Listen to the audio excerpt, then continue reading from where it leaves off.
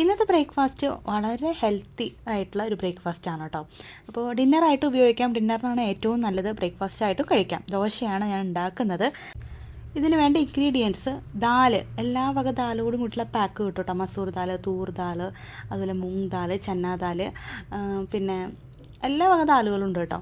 അതെടുത്തിട്ടുണ്ട് 1 cup. പിന്നെ 1 cup ragi എടുത്തിട്ടുണ്ട്. പിന്നെ ആ ദോശയ്ക്ക് ഒരു സ്റ്റിഫ്നെസ് കിട്ടണം, ഒന്ന് ടൈറ്റായിട്ട് ഇരിക്കണം എന്നുണ്ടെങ്കിൽ ഒരു 1/2 കപ്പ് റൈസും കൂടി ചേർക്കാം കേട്ടോ. പിന്നെ ഞാൻ 1 ടീസ്പൂൺ ഉലുവ ചേർത്തിട്ടുണ്ട് കേട്ടോ. അത് മൊരിഞ്ഞ് വരാനും നല്ലൊരു ഫ്ലേവറിനും നല്ലതാണ്. പിന്നെ ഉലുവ നല്ലതാണല്ലോ. അപ്പോൾ തലേ ദിവസത്തൊക്കെ കഴുകി കുതിർത്ത് അരച്ച് വെച്ചിരുന്നു.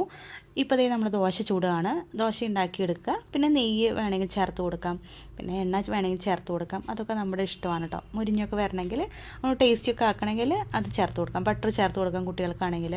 എന്നിട്ട് നന്നായിട്ട് മൊഴിച്ചെടുക്കുക. അത്രയേ ഉള്ളൂ കേട്ടോ. നമുക്ക് ഡിന്നറിനാണ് ഏറ്റവും ഹെൽത്തി ആയിട്ട് കഴിക്കാൻ നല്ലത്. ലൈറ്റായിട്ടൊക്കെ 2 ദോശയൊക്കെ മതിയാവും. പിന്നെ ഇതിലേക്ക് സൈഡ് ഡിഷ് എന്ന് പറയുന്നത് കോക്കനട്ട് ചമ്മന്തി അല്ല, തേങ്ങയൊന്നും ചേർക്കാത്ത ചമ്മന്തി ഉണ്ടല്ലോ. അതിൻ്റെ റെസിപ്പി ഞാൻ മുന്നേ ഇട്ടിട്ടുണ്ട്. സവാള, തക്കാളി, ജിഞ്ചറും അതുപോലെ പച്ചമുളകും പുതിനയില, മല്ലിയിലൊക്കെ ചേർത്തിട്ട് വഴറ്റിയിട്ട് അരച്ചെടുക്കുന്ന ചമ്മന്തി ഉണ്ടല്ലോ. അത് നല്ലൊരു കോമ്പിനേഷനാണ്.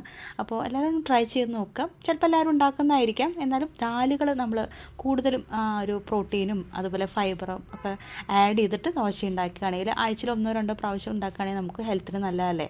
അപ്പോൾ എല്ലാവരും ഒന്ന് ട്രൈ ചെയ്ത് നോക്കാം കേട്ടോ.